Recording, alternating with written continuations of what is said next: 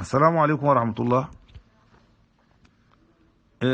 En keɓiɗo namdal musidɗo men hono biyeteɗo ahmadou abou sow. ahmadou abou sow oyo jeeya ko ndendori, o woni noon ko nouakchott laamorgo leydi mauritanie. oyi kanko o nani ne wiye wonde ñeeñɓe nono wiiri de wona min wi ɗon, oyi ñeeñɓe enen eɗen gandi so wiyama ñeeñɓe tan e lejol men enen fulɓe ne anda so ngari yawmal qiyamati so ɓe ummitima tawat yeeso ngo ala tew hay hunde, tawa tew o fof ɓorima alaaɓe. eyi a fawe ñeeñɓe de ko ɗum hadis kono wona ñeeñɓe wiya tan ko ñagotoɗo. neɗɗo no wawi ñagade taw wona ñeeño. ñeeño koye wowno ko wurde e doole mum ni, wiyete ñeeño ko cañowo wuura hen, ɗum ɓuuri labde e golle fof. wiyete ñeeño ko cehowo wuura hen, wiyete ñeeño ko ɗatowo wuura hen. eywa wiyete ñeeño ko gollowo hunde, ñeeña hunde fewna moƴƴini, wiyete ñeeño ko baylo.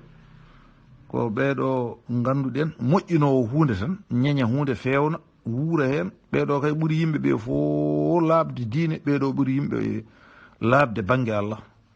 joni noon nelaɗo sallllahu alih w sallam ne haali hadis o wi hadis o haɓri ɗum ko ibnu oumar radiallahu anhu, sahihi mawsuatu sahihi l-boukhari ma taw toon.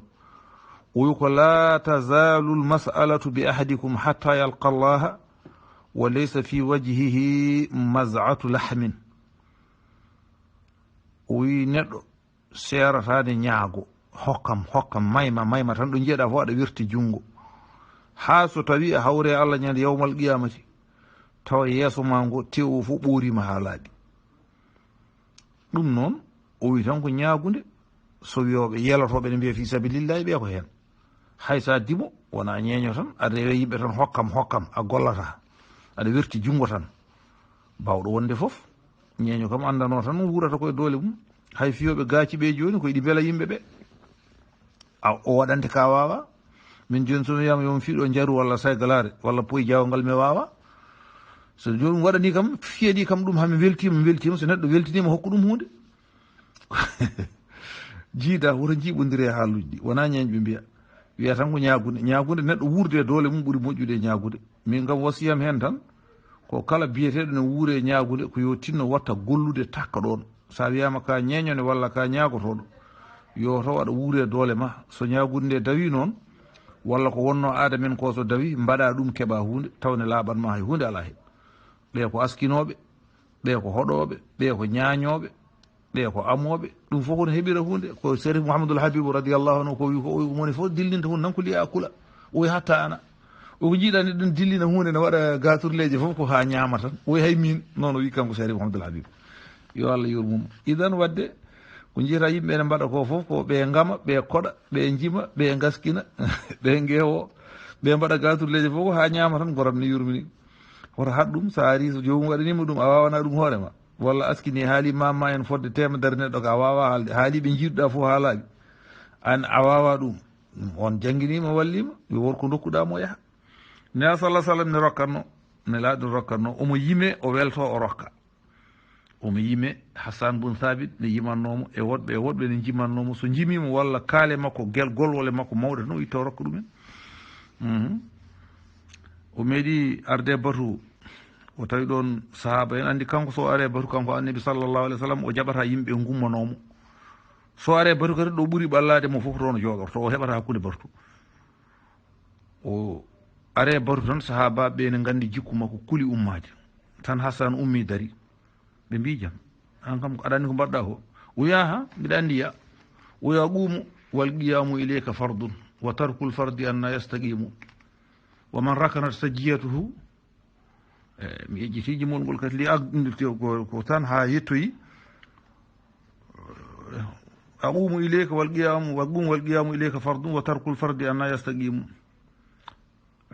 wa anna yastaqimu mi motti tan koɗene artoya. o wi tan ɗum firti e pular ko mi ummoto an ummanade mana nabi sallllahu alayhi wa sallam ko farilla. o wi woppude farilla noon hol fof no wonirta neɗɗo woppu farilla. o wi hol fof no joom haqqille man kana lahu aqlun rajihun jogiiɗo haqqille tabiɗɗo yaraka wala yaqumu eyi hol fof no joom haqqille tabiɗɗo eywa yiran ma an annabi sallllahu alayhi wa sallam taw ummotako neɗɗo joom haqqille holno yiranma taw ummotako ɗum waɗi nelaɗo sallah sallam welti ñande heen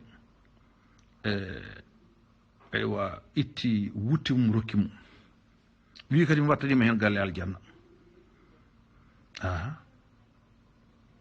eyi wonɗo wi kadi banggue goɗɗo riwaya goɗɗo wi qiyami lil asisi aliya fardun wa tarkul fardi ma huwa mustaqimu ajibtu liman lahu aqlun wa fahmun yara hada al jamala fala yaqumu fata bassama sallllahu alayhi wa sallam